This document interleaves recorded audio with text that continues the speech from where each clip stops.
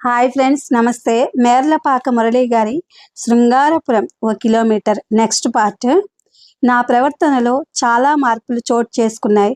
బాగా గయ్యాళితనం వచ్చింది. కాని దానికి అయిన దానికి పనివాళ్ల మీద విరుచుకుపడేదాన్ని. బయట మనుషులతో కూడా అలానే ప్రవర్తించేదాన్ని. చిన్న విషయానికి కూడా కటువుగా రియాక్ట్ అయ్యేదాన్ని. నానా తిట్లు అబ్బాయి, బూతులు కూడా అలవాటయ్యాయి. జనాన్ని చూస్తేనే శివాలెత్తిపోయేదాన్ని. మనుషులంతా అసహ్యంగా కనిపించేవాళ్ళు. ఇరుగు పొరుగంటే నన్ను పీక్కు తినడానికి తిష్ట వేసిన వాళ్ళల్లా అనిపించేవాళ్ళు. కొన్ని రోజులకి ఊరంతా నేనంటే హడలిపోయే స్థితికి వచ్చింది. నాలాంటి గయ్యాళి, కచ్చబోతు మనిషి, వ్యవహారాలు ఉండాకోరు, చాడీల మనిషి మరొకరు ప్రపంచంలో ఉండదన్న పేరొచ్చింది. బయటే కాదు, ఇంట్లోనూ అంతే. పని మనుషుల మీద ఎగిరేదాన్ని. ఎంత చిన్న విషయానికైనా నా భర్త మీద విసుక్కునేదాన్ని, కోపగించుకునేదాన్ని, ప్రతి దానికి పేచీకి దిగేదాన్ని. నా భర్తకు నరకం ఎలా ఉంటుందో నా ప్రవర్తనలో రుచి చూపించాను. ఆయన కోరుకునే ప్రశాంతత పూర్తిగా కరువైంది. రోజులో ఒక నిమిషం కూడా ఆయనకి ప్రశాంతత చిక్కకుండా చేసేదాన్ని. ఈ గుణాలన్నీ ఎలా అబ్బాయో నాకు తెలియదు. నా భర్త ప్రశాంతతను ఇష్టపడుతున్నాడు కాబట్టి ఆయన మీద పగ సాధించాలన్న కోరికతో నేను అలా అయిపోయానో ఏమో తెలియదు. అందరిలాగే నేనెప్పుడూ నన్ను నేను విశ్లేషించుకోలేదు. నాకు ఏం కావాలో, ఏం తక్కువైందో నా అంతరంగాన్ని వెతికి తెలుసుకోలేదు. గయ్యాళిగా ఉండటంతో ఇతరుల మీద చాడీలు చెప్పడంలో, అసహ్యంగా మాట్లాడడంలో, ఎదుటి వాళ్ళు నైతికంగా ఎలా పతనమైపోతున్నారో చెప్పుకోవడంలో ఉండే ఆనందాన్ని అనుభవిస్తున్నాను. ఇల్లు ఇలా అయిపోవడాన్ని భరించలేకపోయాడు నా భర్త. అందుకే రాత్రైతే పండరీ భజనకు వెళ్ళిపోయేవాడు. త్వరలోనే ఆయన పండరీ భజనలు నేర్పించే గురువు స్థాయికి ఎదిగిపోయాడు. రోజు రాత్రి కాగానే దేవాలయం దగ్గరికి వెళ్ళేవాడు. కుర్రకారికి పండరీ భజనలు నేర్పించి ఏ అర్ధరాత్రి ఇంటికి చేరుకునేవాడు. ఇదిగో ఇలాంటి సమయంలో మా ఊరికి వంశీ వచ్చాడు. అతనిది కూడా మా ఊరే. చిన్నప్పుడే వాళ్ళ అమ్మమ్మ ఊరు వెళ్ళిపోయాడు. అక్కడే డిగ్రీ వరకు చదువుకున్నాడు. అప్పుడప్పుడు వచ్చి వెళ్ళేవాడు. ఊరికి వచ్చినప్పుడు ఏ 2-3 రోజుల్లో ఉండడం వల్ల నేనెప్పుడూ అతన్ని పరిశీలించలేదు. ఈ మధ్య అతని తాతయ్య పోయాడు. దాంతో అక్కడున్న పొలము పుట్ర అమ్ముకుని అతని అమ్మమ్మ కూతురి దగ్గరికి వచ్చేసింది. అమ్మమ్మతో పాటు అతను పర్మనెంట్గా ఊరికి వచ్చేశాడు. అతను వచ్చిన 2 రోజే 3వ రోజు వీధిలో వెళ్తుంటే చూశాను. బంధువుల అబ్బాయి కనుక పలకరించాను. ఏం వంశీ, ఎప్పుడు రాక? మొన్న వచ్చాను, అంతా బాగున్నారా అంటూ నేనున్న వరండాలోకి వచ్చాడు. ఆ మామయ్య ఎక్కడ? పండరీ భజనలు కదా, ఆ ఏర్పాట్లు చూడ్డానికి వెళ్ళాడు. వంశీ వెళ్ళిపోయాడు. 2వ రోజు ఇంకాస్త పొద్దుపోయాక వచ్చాడు. వరండాలో ఉన్న మంచం మీద కూర్చుని అవి ఇవి కబుర్లు ప్రారంభించాడు. నా నేచర్ తెలిసి ఎవరూ మా ఇంటికి వచ్చేవాళ్ళు కారు. ఇప్పుడు ఇలా మాట్లాడడానికి మనిషి దొరకటం చాలా రిలీఫ్గా ఉంది. అందుకే అతను చిన్న ప్రశ్న వేసిన సుదీర్ఘమైన జవాబు చెప్తున్నాను. ఆ తర్వాత రోజు రాత్రి 7 గంటల ప్రాంతాన మా ఇంటికి వచ్చేవాడు. ఆ టైంకి నా భర్త పండరీ భజన నేర్పించడానికి దేవాలయం దగ్గరికి వెళ్ళేవాడు. నేను వంశీ ఆరు బయట కుర్చీల్లో కూర్చుని కబుర్లు వేసుకునేవాళ్ళం. ఏ 9ంటికో అతను ఇంటికి వెళ్ళేవాడు. క్రమంగా నాలో మార్పు రావడం ప్రారంభించింది. మనుషుల మీద ఇంతకు ముందున్న ద్వేషం లేదు. గయ్యాళితనం కాస్త తగ్గింది. పనివాళ్ల మీద కేకలు వేయడం ఎప్పుడో తప్ప చేయడం లేదు. చాడీలు కూడా తగ్గాయి. మనసు అంతకు ముందున్నంత గందరగోళంగా లేదు. ఫ్రస్ట్రేషన్స్తో పిచ్చి పట్టిన దానిలో ప్రవర్తించే నేను మామూలు మనిషినయ్యాను. ఇంతకు ముందులా వెర్రిమొర్రి కలలు కూడా రావడం లేదు. అయితే ఎందుకు నాలో ఇలా మార్పు వచ్చిందో మాత్రం గుర్తించలేదు. నాలోకి నేను తొంగి చూసుకోవడం అంటే నాకెప్పుడూ భయమే. వంశీ చాలా మంచి మనిషి. 20 ఏళ్లకే అంత బాగా మాట్లాడడం చాలా అరుదు. అతనిలో ముఖ్యంగా నచ్చింది అతని సమయస్ఫూర్తి. స్పాంటేనియస్గా జోకులు వేసేవాడు. జీవితంలో అంత చక్కటి హాస్యం ఉంటుందని అతని ద్వారానే తెలుసుకున్నాను. నాతో మాట్లాడే ఆ 2 గంటల్లో నన్ను ఎన్నోసార్లు నవ్వించేవాడు. అతని కంపెనీ కన్నా అతని హాస్యానికే ఎక్కువ అడిక్ట్ అయిపోయాను. ఆ రోజు రాత్రి ఉదయమే నిద్రలేస్తూనే తలస్నానం చేశాను. ఆ రోజు ఒక్క పొద్దున గనక టిఫిన్ ఏమీ చేయకుండా ఏకంగా భోజనం చేయాలి కాబట్టి ఆ పనిలో పడ్డాను.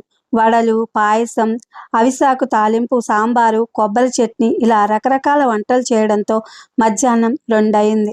నేను నా భర్త భోజనాలు ముగించాం. అలా నడుము వాల్చి లేచేసరికి 4 అయింది. మధ్యాహ్నం వంటకాలే చాలా మిగిలాయి గనక రాత్రి వాటితోనే అడ్జస్ట్ అయిపోదాం అనుకున్నాను. అంతలో సుగుణ, మమత వచ్చి గుడికి వెళదామని పిలిచారు. నాలో మార్పు వచ్చినప్పటి నుంచి మా ఇంటికి ఒక్కొక్కరే రావడం ప్రారంభిస్తున్నారు. మా ఊరికి 2 ఫర్లాంగుల దూరంలో శివాలయం ఉంది. సుగుణ వాళ్లతో కలిసి గుడికి వెళ్ళాను. తిరిగి వచ్చేటప్పటికే 6 అయింది. అప్పటికే రాత్రంతా మేలుకొని ఉండడం, ఎవరికి వారు తమకు ఇష్టమైన కాలక్షేపాన్ని వెతుక్కుంటున్నారు. నా భర్త అప్పటికే రెడీ అయిపోయి నా కోసం చూస్తున్నారు. మొలకు కాషాయ వస్త్రం, చేతుల్లో చిటికెలు చూడడంతోనే ఆయన పండరి భజనకు వెళ్ళిపోవడానికి తయారైనట్లు అర్థమైంది. నేను భజనకు వెళ్తున్నాను, ఈరోజు తెల్లవారే వరకు భజన ఉంటుంది, వడ్డించు, తిని వెళతాను అని చిటికెలు టేబుల్ మీద పెట్టారు. ఆయనకి భోజనం పెట్టాను. మరో 10 నిమిషాలకి బయలుదేరాడు.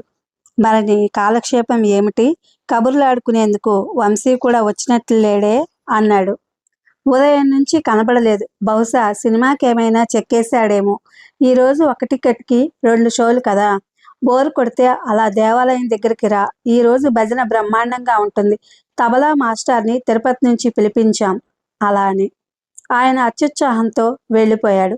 మళ్ళీ మళ్ళీ వంటగిన్నెలన్నీ సర్దడం ఎందుకని నేను భోజనం ముగించి వీధిలోకి వచ్చి పడ్డాను. ఆ కోలాహలం చెప్పడానికి మాటలు చాలవు. వీధి దీపాల కింద గుంపులు గుంపులుగా జనం. వయసులో ఉన్న ఆడపిల్లలు జట్లు జట్లుగా విడిపోయి 4 రాళ్ల ఆట ఆడుతున్నారు. మరికొందరు తొక్కుడు బిళ్ళలకు ఉపక్రమించారు. మరికొందరు వెన్నెల కుప్పలు ప్రారంభించారు. ఇంకొందరు కుంటాకు అందుకున్నారు. కాస్త వయసు ముదిరిన స్త్రీ పురుషులు వరండాల్లో చేరి దాయాలాట ఆడుతున్నారు. వృద్ధులు పులి మేక ఆటలో లీనమైపోయారు. మరికొందరు భజన దగ్గరికి బయలుదేరారు. నేను ఏదో గ్రూప్లో చేరిపోదామని అనుకుంటూ ఉండగా సుగుణ, మమత వచ్చారు. ఏం చేద్దాం? అదే ఆలోచిస్తున్నాను.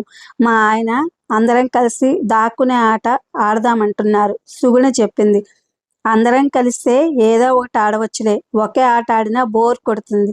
కొంతసేపు దొంగాట, కొంతసేపు తొక్కుడు బిళ్ళలాట, మరి కొంతసేపు దాయాలాట ఆడదాం. సినిమా రష్గా ఉంటుందని మా ఆయన ఇంటి దగ్గర ఉన్నాడు. అందరం కలిస్తే కాలక్షేపం అవుతుంది. ఇంతకీ చలపతన్నయ్య ఎక్కడ? భజనకి వెళ్ళాడా? ఆ, గురువు వెళ్ళకపోతే ఎలా? అదిగో అప్పుడే తబలాని శృతి చేస్తున్నట్టున్నారు. అందరం ఒక దగ్గర చేరదాం. ఇల్లు తాళం వేసి వస్తాను అని లోపలికి వెళ్ళాను. వంశీ ఎక్కడికి వెళ్ళాడా అని ఆలోచిస్తూ వంటిల్లంతా సర్ది ఇంటికి తాళం వేశాను. బయటకు వచ్చానో లేదో వంశీ ఎదురుపడ్డాడు. ఎక్కడికి వెళ్ళావు? ఇంతసేపు నీకోసమే చూస్తున్నాను. ఎక్కడికి వెళ్ళలేదు. ఏవో చిన్న చిన్న పనులు చూసుకుని వచ్చేటప్పటికే ఈ వేళైంది. శివరాత్రి కదా, సినిమాకి చెక్కేసావు అనుకున్నాను. మిత్రులు రమ్మన్నారు కానీ వెళ్ళలేదు. రాత్రి జాగరణ ఉంటున్నావా? ఆ. మరి కాలక్షేపం ఏమిటి? సుగుణ వాళ్ళు ఆటలు ఆడడానికి రమ్మంటే బయలుదేరాను. నువ్వు మాతో జాయిన్ సరదాగా ఉంటుంది. అలా అని ఇద్దరం సుగుణ ఇంటికి వెళ్ళేసరికి అందరూ నా కోసమే వెయిట్ చేస్తున్నారు. వంశీ కూడా రావడంతో వాళ్ళు చాలా ఆనందించారు. దాక్కునే ఆట మొదలైంది. అందరూ రౌండ్గా చేరి తప్పట్లు వేశాము. మొదట సుగుణ భర్త దొంగయ్యాడు. దొంగైన వ్యక్తికి కళ్ళు మూసి అందరూ దాక్కున్నాక కళ్ళు తెరిచే బాధ్యతను సుగుణ అత్తయ్యకు ఇచ్చాం. ఆమెకు దాదాపు 70 ఏళ్లుంటాయి. తన అల్లుడిని కూర్చోబెట్టుకుని కళ్ళు మూసింది. మేమంతా తలో దిక్కుకి పరిగెత్తాం. నేను వాళ్ళ ఇంటి వెనకనున్న గడ్డివామలో దాక్కున్నాను. కాసేపటికి దొంగ మమతను కనిపెట్టాడని అందరూ వచ్చేయమని సుగుణ కేక పెట్టింది. నన్ను ఎవరూ కనిపెట్టలేదన్న ఆనందంతో వచ్చాను. వంశీని చూసి గర్వంగా నవ్వాను. ఈసారి మమతకు కళ్ళు మూశారు. నేను తెలివిగా ముసలమ్మ వెనకే నక్కాను. ముసలమ్మ కళ్ళకు కట్టిన చేతుల్ని తీసేశాక మమత వెదకడానికి బయలుదేరింది. ఈసారి వంశీ దొంగయ్యాడు. భలే భలే, నువ్వు దొంగవన్నమాట. చిన్నపిల్లల చప్పట్లు చరిచాను. ఆ ఆట ఆడుతూ నేను చిన్నపిల్లనే అయిపోయాను. అమ్మ వాళ్ళు నాకు ఇష్టం లేకపోయినా మామయ్యకిచ్చి పెళ్లి చేయడం కానీ, మా ఇద్దరి మధ్య పేరుకుపోయిన అసంతృప్తి కానీ, నాకింకా పిల్లలు కలగలేదన్న బాధ కానీ ఏమీ గుర్తుకు రావడం లేదు. చాలా కాలానికి నన్ను నేను మర్చిపోయాను. నాకింకా పెళ్లి కానట్లు, సరదాగా మస్క వెన్నెల్లో స్నేహితులతో కలిసి ఆడుకుంటున్నట్లుంది.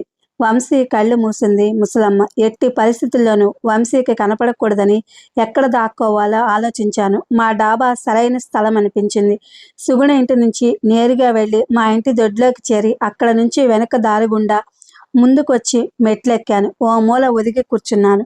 పండరీ భజన మెల్లగా వినిపిస్తోంది. వీధుల్లో లైట్లు ఉండడంతో పలుచటి వెలుగు చీకటి దేహం మీద పులుసులా ఉంది. ఒక్కపొద్దు నీరసంతో గాలి మెల్లగా వీస్తోంది. ఆకాశంలో అక్కడక్కడ ఉన్న నక్షత్రాలు శివుని పూజించడానికి దేవతలు ఏరుకొచ్చిన తుమ్మ పువ్వుల్లా ఉన్నాయి. వంశీ వచ్చినా కనబడకుండా ఉండడానికి తల వంచుకుని పిట్టగోడ నీడలో కూర్చున్నాను. 5 నిమిషాలు గడిచాయి. ఇక వంశీ ఇక్కడికి రాడని అనుకుంటూ ఉండగా ఎవరో నా గడ్డం పట్టుకుని పైకి లేపుతున్నట్లు అనిపించింది. చివాలన తలెత్తాను. నా ఎదురుగా మోకాళ్ళ మీద కూర్చున్న వంశీ తదేకంగా చూస్తున్నాడు. ఏదో మాట్లాడిపోయి అతన్ని చూసి మానుకున్నాను. అతను నా ప్రేమేయం ఏమీ లేకుండానే నా మీదకు వంగి గాఢంగా ముద్దు పెట్టుకున్నాడు. ఒక్కసారిగా చలించిపోయాను. విచిత్రం ఏంటంటే నాకు ఆ క్షణంలో నా భర్త గుర్తుకు రాలేదు. నేను వివాహితను అన్న విషయమే మర్చిపోయాను. అంతకుముందు ఆట మొదలుపెట్టినప్పుడు కలిగిన భావనే కొనసాగింది. నాకింకా పెళ్లి కానట్లు, సరదాగా మస్కవెన్నెల్లో స్నేహితులతో కలిసి ఆడుకుంటున్నట్లు, ఇప్పుడు వంశీ నన్ను ముద్దు పెట్టుకున్నట్లు తోచింది. వంశీ అన్నాను. అతను ఏమీ మాట్లాడలేదు. నన్ను గట్టిగా హత్తుకున్నాడు. ఆ పట్టులోనే నా మీద అతనికున్న మోహం తెలుస్తోంది. అతను వదులుతున్న ఉచ్ఛ్వాస నిశ్వాసాల్లో నా మీదున్న కోరిక తెలుస్తోంది. అతని గుండె శబ్దంలోనే ఆవేశ తీవ్రత ఎంతో తెలుస్తోంది. ఇది ఫ్రెండ్స్, మేర్లపాక మురళి గారి Srungarapuram 1 kilometre. Thank you for watching.